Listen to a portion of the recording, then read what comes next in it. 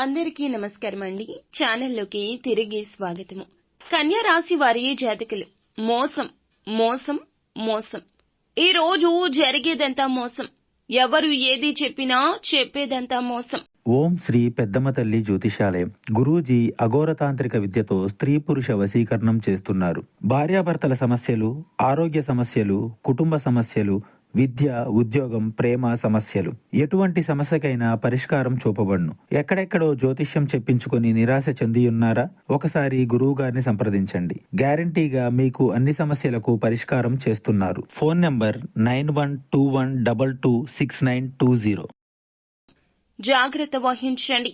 ఎవరి మాయ మాటల్లో పడిపోయినా మభ్యపెట్టే వారి పట్ల మీరు శ్రద్ధ వహించినా ఈ రోజు జరిగేది మోసం.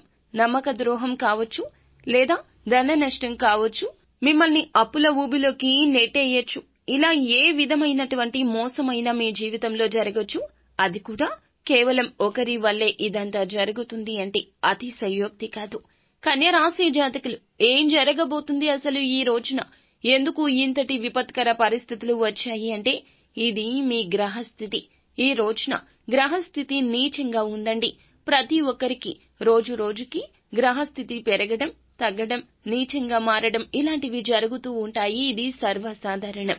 ఇది మన కర్మ ఫలితము.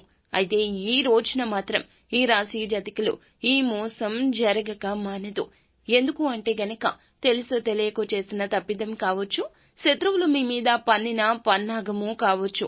తప్పించుకునే ప్రయత్నం చేయాలన్నా, ఈ యొక్క ఇబ్బంది నుంచి బయట పడిపోవాలన్నా మీరు చేయాల్సిన దేవతా ఆరాధన, పాటించాల్సిన పరిహారాలు కూడా ఈ విషయంలో క్షుణ్ణంగా చెబుతాము. ఒకసారి శ్రద్ధగా వీడియోని పూర్తిగా చూడండి. అప్పుడే మేము ఏం చెప్పబోతున్నామో మీకు అర్థమవుతుంది.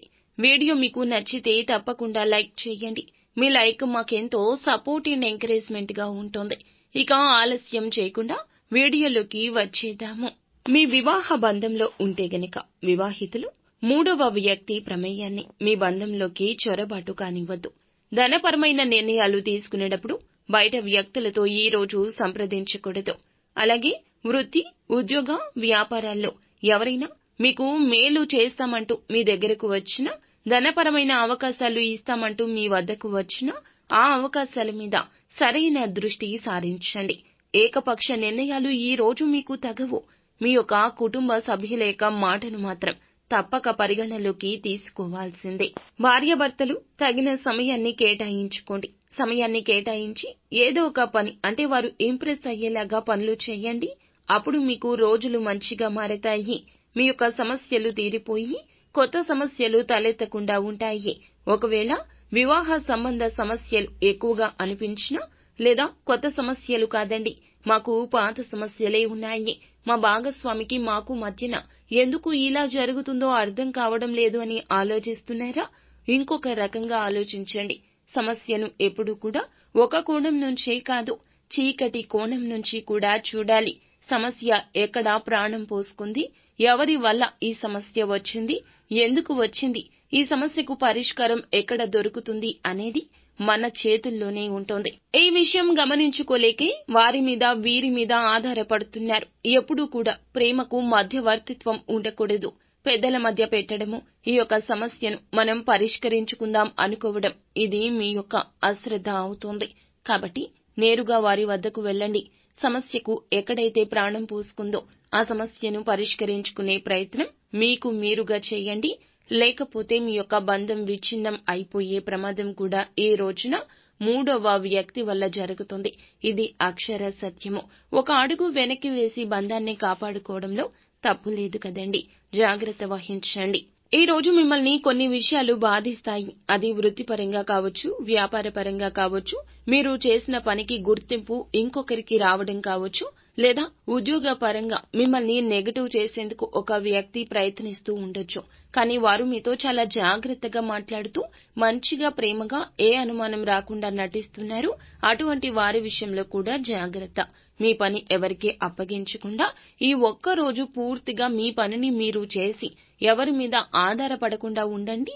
అప్పుడు వారు ఎవరో మీకే అర్థమైపోతుంది. మీ బలహీనతలు ఇక నుంచి ఎవరితో పంచుకోవద్దు. ఒక 10 రోజులు పంచుకోకుండా చూసి చూడండి.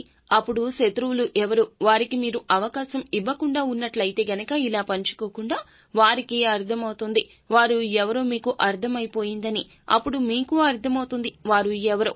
కాబట్టి అందరితో మన బలహీనత పంచుకోకూడదు, మన సుఖాన్ని పంచుకోకూడదు, మన కష్టాన్ని పంచుకోకూడదు. మనకంటూ కొంతమంది ఉంటారు, జీవిత భాగస్వామి, కుటుంబ సభ్యుల రూపంలో.